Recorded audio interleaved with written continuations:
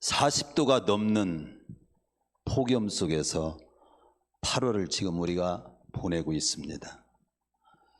참 힘든 때를 보내고 있는 것 같아요. 날씨도 힘들지만 개인적으로도 그렇고 교회적으로도 그렇고 국가적으로도 전 지구촌이 다 힘든 때를 보내고 있는 것 같습니다. 그런데 하나님께서는 이 힘든 이때 꿈꾸는 것 같은 놀라운 일을 너희들이 보게 될 거다. 소망의 말씀을 선포하도록 저를 감동해 주셨습니다. 오늘 본문의 시편 기자는 70년 동안 바벨론의 포로로 잡혔던 그 자리에서 어느 날 갑자기 해방이 돼서 풀려날 때의 그 감격을 기록하고 있는 말씀입니다. 본문의 시편 기자는 그때의 그 감격을 꿈꾸는 것 같았다고 고백하고 있습니다. 그 당시 시대는 어떤 때였냐 보면은 열왕기하 17장 6절에서 25장 11절을 보면 남북으로 나뉘어진 그 이스라엘은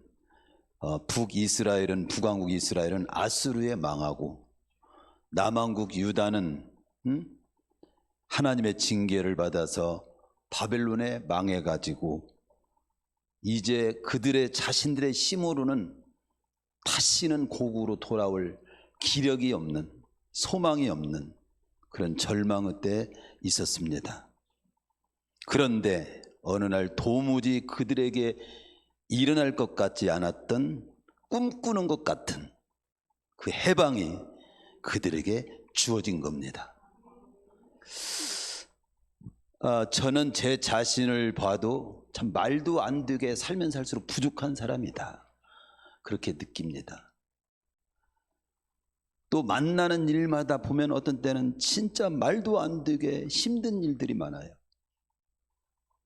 그런데 잔잔하게 성령께서 들려주시는 음성은 말도 안 되게 부족한 나일지라도, 말도 안 되는 일들이 수없이 나에게 부딪혀 올지라도 하나님을 바라보고 에무나, 믿음, 하박국에 있는 2장 4절에 보면 믿음으로 살리라, 그 믿음으로 살리라 하는 말씀이 믿음이라는 말을 히브리어로 찾아보면 에무나로 쓰여 있어요. 에무나. 에무나라고 하는 말은 우리말로 가장 쉽게 표현하면 버티는 겁니다. 하나님을 바라보고 버티는 거. 말도 안 되게 부족한 나일지라도, 말도 안 되는 일들이 수없이 나에게 닥쳐와서 힘들지라도 하나님을 바라보고 내가 눈물로 심어야 할 걸 심으면서 잘 버티고 나가면 어느 날 말도 안 되는 놀라운 기적의 역사를 하나님이 이루신다. 그런 감동을 이렇게 제가 받은 적이 있습니다. 저는 오늘 본문 말씀을 통해서 그 당시 이스라엘 백성들이 정말로 꿈꾸는 것 같은 해방의 놀라운 소식을 듣고 정말 감격했던 것처럼 그 놀라운 그 사실로 앞당겨서 우리 성도들을 한번 축복을 선포하고 싶어요. 말씀을 통해서 먼저 하나님의 축복을 선포하고 소망을 선포해서 우리 성도들로 하여금 아멘으로 다 받아가지고 장차 그 축복과 소망을 맛보고 보게 되고 누리게 되는 우리 성도님들이 되기를 바라서 먼저 축복을 한번 선언하겠습니다. 제가 이제 한 절 한 절 제가 우리 말씀으로 표현해서 한번 선포를 할 테니까 끝나면 문장 하나하나 끝날 때마다 아멘으로 받으시기 바랍니다. 오늘 본문의 1절의 표현처럼 꿈꾸는 것 같은, 도무지 이루어질 것 같지 않은 일들이 일어난다는 표현이죠. 꿈꾸는 것 같은 감격스러운 일들이 저와 우리 성도님들의 삶 속에 주어지기를 축원합니다. 또 2절 상반절의 말씀처럼 저와 우리 성도님들의 입에 그냥 웃음이 가득하게 되는 그런 날들이 주어지기를 축원합니다.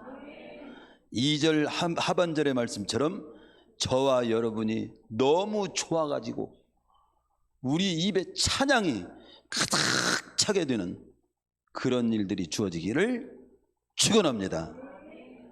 또 2절 끝부분의 말씀처럼 우리를 보고 하나님을 모르는 이방인들까지도 저분들이 저렇게 된 것은 하늘이 도와서, 하나님이 도와서 된 일이야, 막 그렇게 말할 정도로 크고 놀라운 일들이 저와 우리 성도님들에게 주어지기를 축원합니다. 3절의 고백처럼 하나님께서 우리를 위해서 큰 일을 행하셔서 이렇게 된 거다, 그렇게 간증하는 날들이 주어지기를 축원합니다. 마지막 그 4절에 보면, 마지막 절은 아니지만 이 제가 축복을 선포하고 싶은 구절은 4절인데요. 여호와여 포로를 남방 시내들 같이 돌리소서. 이것은 이 남방 시내들 같이 돌리소서라는 이 말을 좀 이해를 해야 되는데요. 남방 시내들은 유다의 한 불모지로 유명한 네게브라고 하는 사막을 의미한다고 그래요. 근데 이곳은 평소에는 바짝 마른 상태로 있다가 가을이나 겨울철에 많은 양의 비가 내리면 한순간에 강물을 이루어서 흙탕물이 막 가득한 경루로 변하는 것으로 유명한 곳이라는 건데, 의미가 뭐냐? 여호와여 포로를 남방 시내들까지 돌리라. 아직도 포로가 돌아오지 못한 사람들 다 돌아오는 역사가 있는데, 한순간에, 한마디로 어느 한순간에 남아있는 포로 백성들도 다 귀환시켜 주실 걸 믿습니다, 이런 내용이거든요. 우리 성도님들도 이렇게 어느 한순간에 여러분들의 그 풀려야 될 모든 문제들, 안고 있는 짐들, 이루어지는 소원들, 막 입이 찢어지게 기뻐하는 그 일들이 어느 날 한순간에 일어나는 그런 체험과 그런 역사가 있기를 축원합니다. 따라서 5절 6절은 이런 놀라운 체험을 한 시편 기자가 고백하는 내용이 뭐냐면, 그렇기 때문에 이 하나님을, 이런 축복과 소망을 바라보고 이렇게 이루실 하나님을 바라보고 아무리 고난이 극심해도 눈물을 흘리며 씨를 뿌려야 됩니다. 그럼 반드시 기쁨으로 그 단을 가지고 돌아오게 됩니다. 이것을 확신하면서 선포하는 것으로 끝을 맺고 있는 게 오늘 말씀이에요. 자, 오늘 말씀을 그래서 그 부분을 제가 찍어서 메시지로 적용하도록 말씀을 드리겠습니다. 첫 번째는 여호와께서라는 말에 초점을 둬야 됩니다. 1절에서 4절까지는요 여호와께서라는 말이 빠지잖아요. 여호와께서 1절에도, 3절에도 여호와께서, 4절에도 여호와여, 5절 6절만 빼놓고는 다 여호와가 들어있어요. 4절까지 각각의 구절마다 여호와께서라는 말이 기록되어 있습니다. 이 의미는 단적으로 표현하면, 설명을 드린다면, 이런 꿈꾸는 것 같은 놀라운 일들을 성취하실 분이 누구냐? 여호와 하나님이시다. 꿈꾸는 같은 일들을 이루시는 주체가 되시는 분이 누구냐? 바로 하나님이시다. 이 그 사실을 우리가 알아야 돼요. 욥기 42장 2절에 보면 주께서는 못하실 일이 없사오며 무슨 계획이든지 못 이루실 것이 없는 줄 아오니. 욥이 체험한 하나님이에요. 못하실 일이 없사오며 무슨 계획이든지 못 이루실 것이 없는 그 하나님, 꿈꾸는 것 같은 일들을 이루실 하나님, 이 하나님이 놀라운 일들을 누구를 통해서 이루기를 원하실까요? 오늘 어떤 상황 가운데서도 이 하나님을 바라보고 믿음으로 버티며 사는 나를 통해서, 우리 가정을 통해서, 우리 교회를 통해서 이루실 줄로 믿습니다. 예? 그래서 하나님이 역사하시면 꿈꾸는 같은 놀라운 일들이 바로 우리 모두에게 일어난다는 사실입니다. 이 성경을 보면요, 성경에서 꿈꾸는 놀라운 일들을 이룬 내용들, 그 일에 쓰임받은 믿음의 사람들의 내용이 굉장히 많이 나와 있죠. 한번 소개해 볼까요? 앞에는 홍해바다, 뒤에는 애국군대. 완전 절망이죠. 전진도 못하고 후퇴도 못하고 이제 그들에게 목배임당 만나면 그냥 거기 다 죽는 거예요. 그런데 그 자리에 꿈꾸는 같은 일들이 일어났어요. 홍해가 갈라진 거예요. 홍해가. 그 홍해를 가르친 분이 누굽니까? 오늘 우리가 예배하기 위해서 모인 그 우리가 예배하는 하나님이시단 말이에요. 구척장수 골리앗이 이스라엘 조롱하면서 나하고 한판 붙을려면 나와봐. 나를 쓰러뜨리면 우리 모두가 너희들의 종이 될 것이고 너희들이 나를 쓰러뜨리지 못하면 너희들이 우리의 종이 될 것이다. 그러면서 아주 교만한 모습으로 그 웅장한 몸, 2m가 넘는 몸으로 완전 무장한 골리앗이 소리칠 때 그때 다 떨고 있었어요. 숨소리도 내지 못했어요. 그냥 누구든지 나가면 끝나니까. 이때 소년 다윗이 하나님을 의지하고 나섰습니다. 나머지는 생략. 꿈꾸는 같은 일이 그 코앞에서 벌어진 겁니다. 구척 골리앗을 어린 손 다윗이 던지는 물맷돌 하나를 탁 던졌는데 정확히 이마에 맞아가지고 쓰러진 거예요. 방금 쿵 소리 안 났어요? 이런 정말로 꿈꾸는 같은 놀라운, 이게 지금 꿈이냐 생시냐, 놀라운 일들이 놀라운 정말 사실 놀라운 일이 일어난 거죠. 성경에 또 다른 내용 보세요. 기드온 300명 용사를 통해서 미디안 모래수와 같이 많은 사람들을 물리친 꿈같은 일. 하만의 괴계로 이스라엘 민족이 다 멸절되는 위기 속에 있을 때 에스를 통해서 교만한 하만은 자기가 만든 그 장대 처형이 되고 이스라엘 민족은 구원되는 정말 꿈꾸는 같은 일들이 에스더에 기록되어 있습니다. 막 그 꿈꾸는 내용을 막 찾아보니까 너무도 많아요.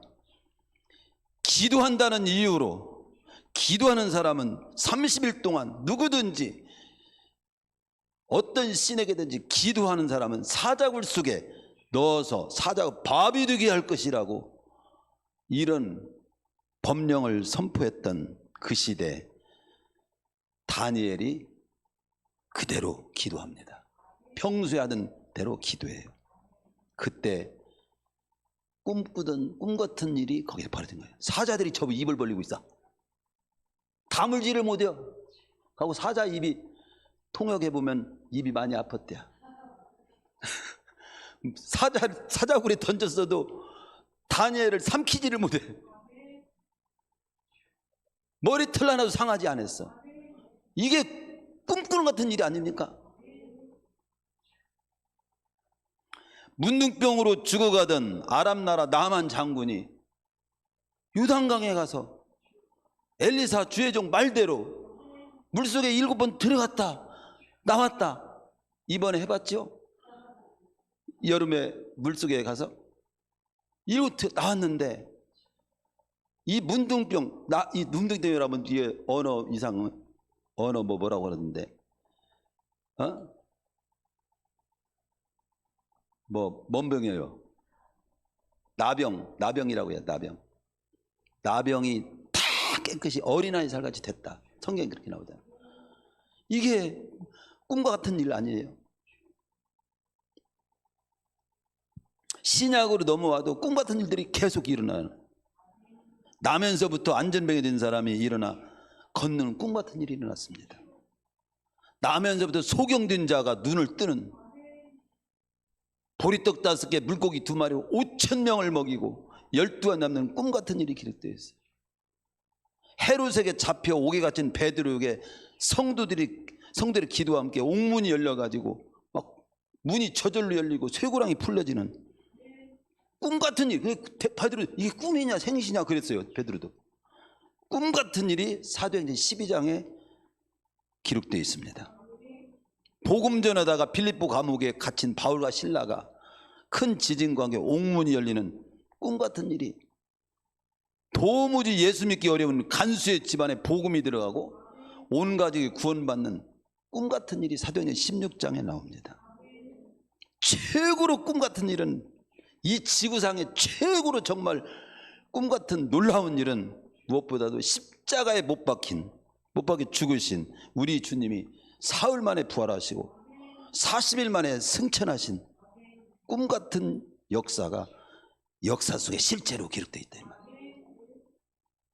그보다 더 이제 꿈 같은 놀라운 그런 하나님의 은총을 맛볼 일이 우리에게 남겨져 있는데, 우리도 장차 부활하고 죽어도 다시 부활하고 그래서 영생을 누리게 되는 꿈 같은 일이 우리에게 지금 기다리고 있습니다.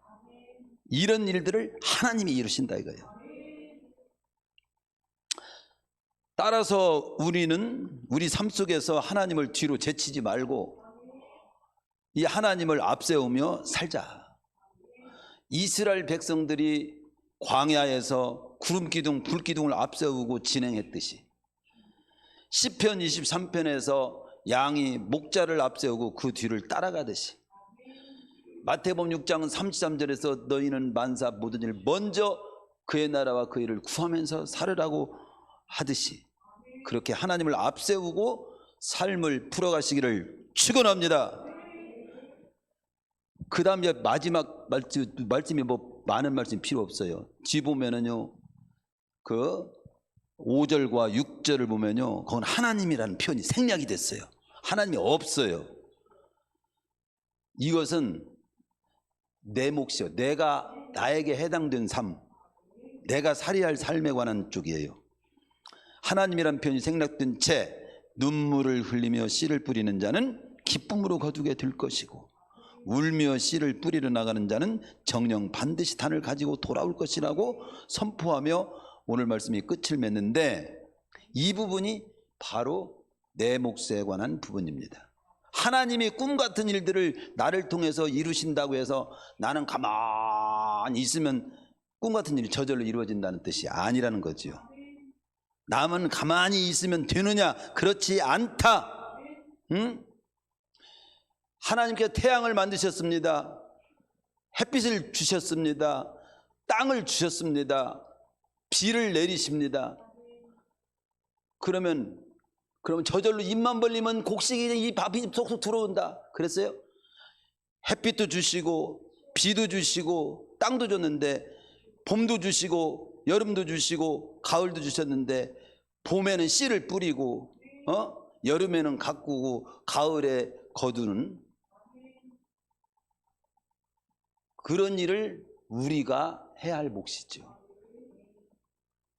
나는 그 하나님을 바라보며 낙심하지 말고 포기하지 말고 주저앉지 말고 신세타령만 하지 말고 헛된 방법으로 세월을 낭비하지 말고, 현재가 아무리 고달프고 절망스러워도 고통스러워도 이 꿈 같은 일을 이루실 하나님의 때를 바라보면서 봄에 씨 뿌리고 가을을 기다리듯이 마땅히 내가 해야 할 일, 내가 지녀야 할 감동적인 모습, 곧 눈물을 흘리면서라도 지금 씨를 뿌리며 가꾸는 자가 되어야 한다.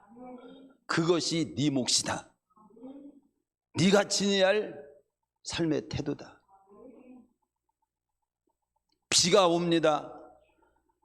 댐을 만들어서 막아서 저축했다가 비 안 올 때 골고루 나눠서 씁니다. 그게 지혜지요. 그런데 비가 오면 어느 때나 그냥 하나님 알아서 줍니다. 댐도 안 만들고, 그러다가 수돗물까지도 제대로 먹지 못하게 관리한 어느 도가 있었죠. 그렇게 행정을 하면 됩니까? 조금 그런 걸 지적하는 내용들도 신문에서 본 적이 있습니다. 그릇이 엎어져 있으면 아무리 소낙비가 쏟아져도 내 물이, 내가 받아서 쓸 수 있는 물이 못 되는 거예요. 물을 받을 수 있는 그 그릇을 내가 준비해야지. 응? 그건 내 몫이 있다 이 말이죠. 내가 해야 될, 지내야 될. 뭐 영화에도 저는 밥상 다 차려놓은 거 수저만 들었습니다. 뭐 그런 내용이 있던데, 다 차려놓은 거 먹는 건 내가 할 수 해야지. 그렇잖아요. 물가까지 소나 말을 끌고 갈 수 있는 물을 직접 마시는 것은 말이나 소가 직접 해야죠. 눈물을 흘리며 씨를 뿌리는 일은, 그리고 가꾸는 일은 내가 해야죠. 여기서 유의해 바라봐야 할 부분은 눈물로. 이 눈물로라는 것은 뭐냐면요, 눈물을 머금고 눈물을 삼키고 힘들더라도, 외롭더라도, 지금 당장 열매가 안 나타났더라도, 어쩌면 치욕스럽더라도,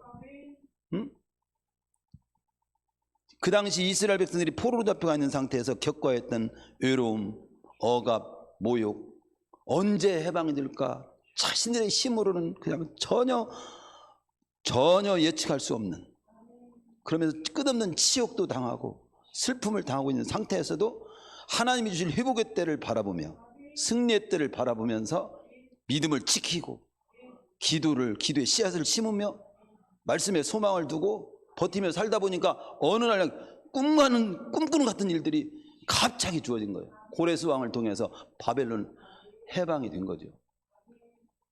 거기에 놀라운 역사가 일어난 거죠. 국민일보에 거기에 겨자씨라고 하는 그 글에 그런 내용이 나와서 하나 잠깐 소개하고 말씀을 마무리하겠습니다. 프랑스 작가 장지오노가 쓴 단편소설 이야기를 어느 목사님이 소개해놨더라고요. 그 프랑스 작가 장지오노가 쓴 단편소설은 나무를 심은 사람이라는 제목의 내용입니다. 내용이 이렇습니다. 양치기도인 엘제아르 부피에라고 하는 사람이 있는데 아내도 잃고 자식을 잃고 홀로 살아가요. 근데 이 홀로 살아가는 이 노인이 밤마다 도토리 100개씩을 골라가지고 다음날 땅에다가 구멍을 뚫고 정성스럽게 심습니다.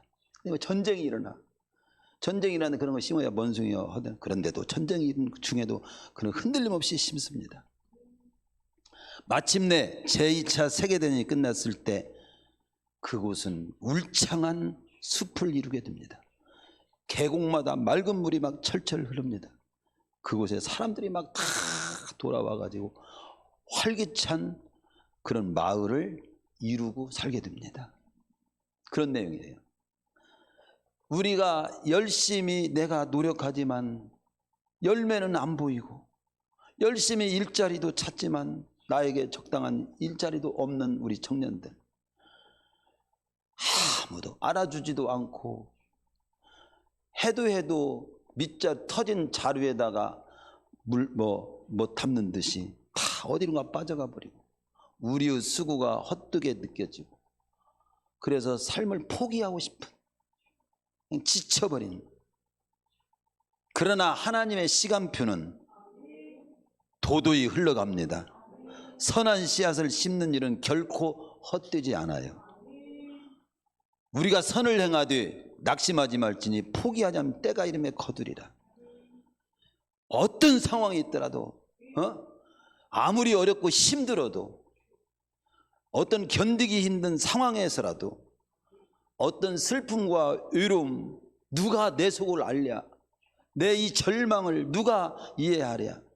어떤 사람은 질고로, 어떤 사람은 경제적으로, 어떤 사람은 자식들로 인해서, 어떤 사람은 또 부모로 인해서 여러 가지 상황 속에서 고통스럽고 알아주지도 않는, 끝없이 답도 없는 해결될 것 같지 않은 그런 상황에 있을지라도 오늘 말씀처럼 눈물을 흘리며 씨를 뿌리라. 네가 심어야 할 거 심어라. 눈물을 울며 씨를 뿌리러 나가면 반드시 틀림없이 기쁨으로 열매, 곡식단을 안고 돌아오게 될 거다. 그 결과를 네가 보게 될 거다.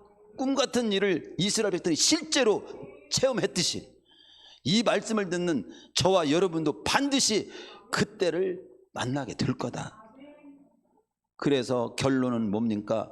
지금 눈물을 흘리고라도, 의로울지라도, 아무리 어려울지라도, 지금 열매가 안 보이는 것 같으더라도 갈라디아 6장 9절처럼 우리가 선을 행하되 낙심하지 말지니 포기하지 않으면 때가 이름에 거둔다고 하신 그 말씀 그대로 절대 포기하지 말고 심어야 할 걸 내가 심겠습니다. 아니 이것이 안 나가지고 끝날지라도 저는 심는 건 할 수 있으니까 할 수 있는 심는 걸 하겠습니다. 우리가 할 수 있는 걸 하면 할 수 없는 건 하나님이 하셔요. 믿음의 씨앗을 심으시기 바랍니다. 즉 이 말은 믿음을 꼭 지키라는 거예요. 대표적으로 주일날 성수하면서 예배하는 일을 꼭 지키세요. 아무리 어렵더라도 주일을 구분하세요. 내가 주일날 나와서 예배드린다는 건 나는 하나님을 잊지 않고 살고 있습니다. 이런 표현이에요. 신앙 고백이에요. 물질적으로 어렵더라도 적든 그든 10의 1조를 꼭 구분해서 물질의 씨앗을 심으세요. 춘궁기에 아무리 어려워도 배고파도 씨앗을 먹지는 않아요. 씨앗 먹으면 가을에 거둘 것이 없어요. 어렵더라도 씨앗은 심듯이 아무리 어려워도 11조는 해야 됩니다. 그렇다고도 이 말씀을 듣는 사람들이 목사님이 11조를 강조해 헌금 거두려고 하네. 그건 너무도 모르는 소리예요. 전번에도 어느 목사님이 한 얘기를 제가 전해드렸잖아요. 어느 교회가 있었는데 옆에 주차장이 없었는데 넓은 땅이 있는데 그 땅을 주차장으로 쓰면 참 좋겠어. 근데 그 주인이 딱 문을 울타리를 만들어 놓고 그 사용을 못하게 하는 거예요. 근데 어느 날 주인이 마음이 열렸는지 목사님께 이 우리 옆에 땅 넓은 땅을 주차장으로 쓰십시오. 너무도 좋아하고 감사했어요. 공짜로 쓰는 거예요. 공짜로. 그런데 목사님 한 가지 조건은 있습니다. 52주를 다 쓰되 한 주 51주만 쓰시고 한 주는 안 됩니다. 그때는 제가 문을 닫겠습니다. 아이고 51주 어딘데 마음껏 막 쓰는 거예요. 막 넓은 주차장에. 너무도 좋았어요. 근데 계속 쓰다 보니까 한 주가 못 쓰는 날이 너무도 힘들어. 왜 어차피 베풀 거 52주를 다 쓰라고 하시지 왜 한 주는 그렇게 못 쓰게 할까? 이 생각도 이상하네. 불만을 가지고 따지려고 하고 싶어. 공짜로 쓰면서도. 그러면서 이제 어느 날 목사님이 대표로 갔어. 저 사장님 참 이 땅을 이렇게 다 51주 이렇게 쓰게 해주는데 마지막 한 주를 못 쓰게 하는 이유가 너무도 궁금합니다. 한 주까지 좀 쓸 수 없습니까? 그분은 딱 한마디 하나 뭐라고 했다지요? 52주를 그냥 다 쓰면 어느 날은 그 땅이 자기 땅도 아닌 자기들 땅인 줄 알고 고마운 줄도 모르고 주인이 누군지도 모르고 자기 것인 줄 알고 주장하고 살 거 아닙니까? 적어도 내가 그냥 쓰게 하시지만 내 땅이라는 것은 여러분들이 알고 써야 될 거 아닙니까? 이런 말을 하더라는 거예요. 여러분 생명이 누구 거지요? 내가 산다고 내 겁니까? 하나님으로부터 왔잖아요. 나에게 모든 돈 내가 벌었지요? 여러분이 벌은 것이 아니에요. 신명기에 벌 힘을 주어서 하나님이 벌게 한 거예요. 모든 것이 하나님으로부터 주어진 거예요. 그럼 11조는 왜 드리냐? 그 중에 하나를 수익의 10분의 1을 드리는 거죠. 모든 것이 하나님의 것인 걸 제가 잊지 않고 모든 하나님의 것입니다. 제가 잊지 않고 삽니다. 그 표현으로 드립니다. 그 표현도 않고 싹 삼키면 씨앗을 삼키는 것이나 똑같고 괘씸한 모습이 아닙니까? 11조를 율법이라고 하지 마세요. 드리지 말라고 해도 나는 하나님 모든 것이 하나님의 것을 인정하는 표현으로 안 드리라고 해도 저는 드리면서 하나님의 것임을 인정하고 살겠습니다. 이 정도의 신앙은 있어야지. 그리고 그 주어진 11조는 어디다 씁니까? 나쁜 데다 씁니까? 하나님 나라를 확장하고 생명을 살리고 하나님을 펼치는 데 쓰는 거니까.